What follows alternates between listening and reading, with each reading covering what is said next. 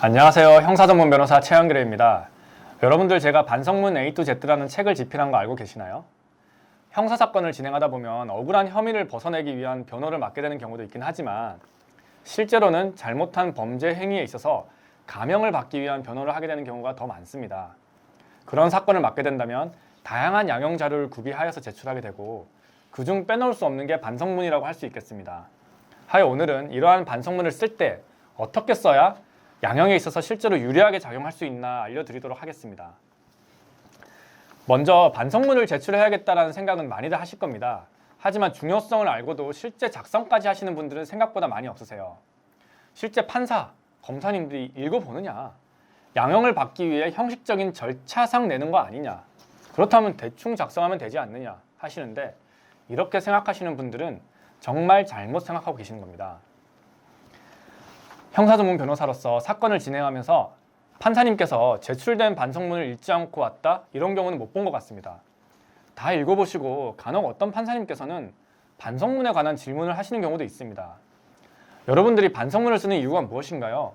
당연히 범법행위를 하여서 고소를 당했을 때 판사나 검사님에게 사항을 호소하고 선처를 바라고자 작성하게 됩니다. 그러한 반성문이기 때문에 기본적으로 거짓됨 없이 사실만을 진실되고 진정성 있게 쓰는 것이 중요하다고 할 수 있겠습니다. 그렇다면 이러한 반성문을 내야 되는 타이밍이 있을까요? 당연히 있습니다.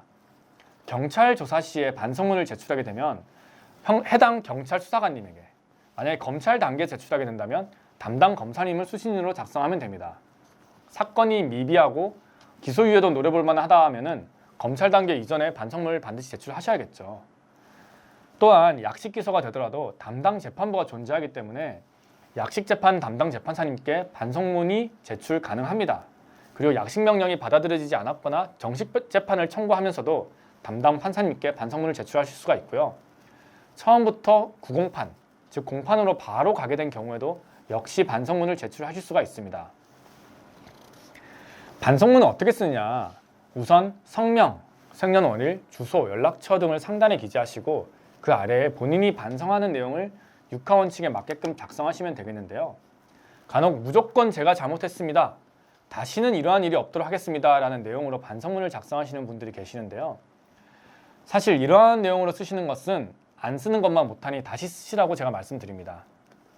반성문의 서두는 본인 소개로 시작하는 것이 적절합니다. 예를 들어 본인은 이러이러한 환경에서 자란 이러이러한 일을 하고 있는 누구이다 라는 설명이 있는 후에 사건의 경위를 설명하시면 더더욱 좋습니다.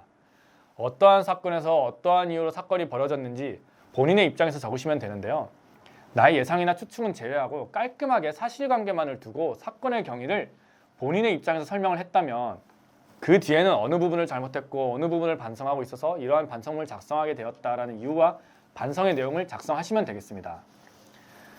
처음에 말씀드렸듯이 무조건 잘못했고 무조건 이러한 일이 없겠다라고 작성하는 것보다는 이러한 부분을 잘못했기에 이렇게 반성을 하고 있다는 구체적인 부분이 들어가면 더더욱 좋겠습니다. 또한 추가적으로 피해자에게 피해가 발생한 부분을 서술하고 그 피해 회복을 위해서 어떻게 하겠다라는 구체적인 방안을 적으셔도 좋고요. 사후 이러한 사건에 다시 연루되지 않기 위하여 어떻게 하겠다라는 방안이나 다짐 등을 구체적으로 서술하신다면 더더욱 좋겠습니다. 이러한 반성문을 한 번만 작성하셔서 좋은 결과를 얻는다면 너무 좋겠지만 사실 경찰 조사, 검찰 조사, 1심에서 모두 반성문을 내야 하는 경우도 있고요. 항소심이나 대법원까지 가게 되는 경우도 있기 때문에 그러할 경우에는 재판부가 바뀌고 판사님이 바뀌기 때문에 다시 반성문을 작성해서 내시는 경우도 종종 발생을 합니다. 반성문은 본인이 작성하는 것이겠죠. 그런데 이러한 반성문이 제출될 때마다 내용이 다르면 그 반성문의 진정성이 있다고 판단이 될까요? 아니죠. 그렇기 때문에 여러 번에 걸쳐 반성문을 작성한다면 그 내용이 바뀌어서는 절대 안 됩니다.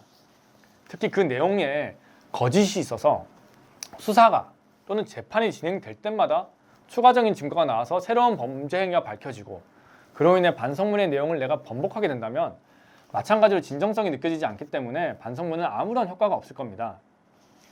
또한 감정에 호소하기 위해서 사실관계에 있는 내용보다 거짓으로 없는 가정사며 친구관계 등을 지어내서 작성하는 것도 안 좋다고 단호하게 말씀드릴 수가 있습니다. 앞전에 제가 말씀드린 것 같은데요. 간혹 판사님들이 반성문 내용에 관해서 질문을 하시는 경우가 종종 있는데요. 이때 거짓으로 꾸며낸 사실이나 감정에 대해서 얘기가 나오면 그 내용이 일치하지 않아서 굉장히 불리해질 수가 있습니다. 사실을 기재하더라도 감정적인 부분은 시간이 지남에 따라서 변할 수가 있기 때문에 너무 많이 기재하지 않는 것이 좋겠습니다. 그리고 가장 많이 하시는 실수가 피해자의 오해, 착각으로 인해 라는 식의 문구를 넣으시는 경우가 있는데요. 이러한 경우는 오히려 책임을 회피하고 핑계를 대는 느낌으로 다가올 수가 있기 때문에 반성하고 있다라는 태도로 보여지지 않아서 불리할 수가 있습니다. 그러니 절대로 감정에 호소해서도 안 되고 반성하는 듯한 내용으로 썼으나 실제 핑계나 내 책임을 회피하는 듯한 내용을 적는 것은 안 되겠다라는 것을 유념하시기 바랍니다.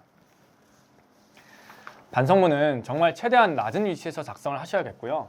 사실관계에 대해서만 작성하시는 것이 깔끔합니다.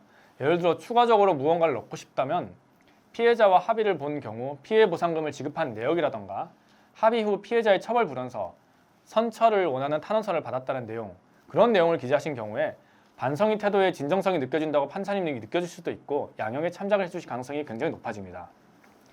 이러한 반성문은 죄를 인정하고 반성하는 모습을 표현하기 위한 수단입니다. 그렇기 때문에 양형에 영향을 끼치는 것입니다. 죄의 성립 여부를 다투고자 할 때는 크게 필요치 않은 부분입니다. 반대로 죄를 인정하고 양형에 영향을 주기 위해서는 빠르게 매 단계마다 반성문을 작성하는 것도 굉장히 효과적인 방법입니다. 끝까지 혐의를 부인하는 태도를 유지하다가 마지막에 가서 반성합니다 라면서 반성문을 제출한다면 그것 또한 무의미한 행동이겠죠. 여러분, 삶을 살아가면서 누구나 실수를 하고 누구나 잘못을 할 수가 있습니다. 한 번이 되었든 여러 번이 되었든 잘못을 하고 난 이후 반성하고 책임지는 행동을 보이면서 같은 실수를 반복하지 않으려는 노력이 수반되어야지 더 앞으로 나아갈 수 있는 사람이 될 수 있습니다. 형사사건에 연루되었다고 두려워서 죄를 외면하거나 회피하지 마시고요.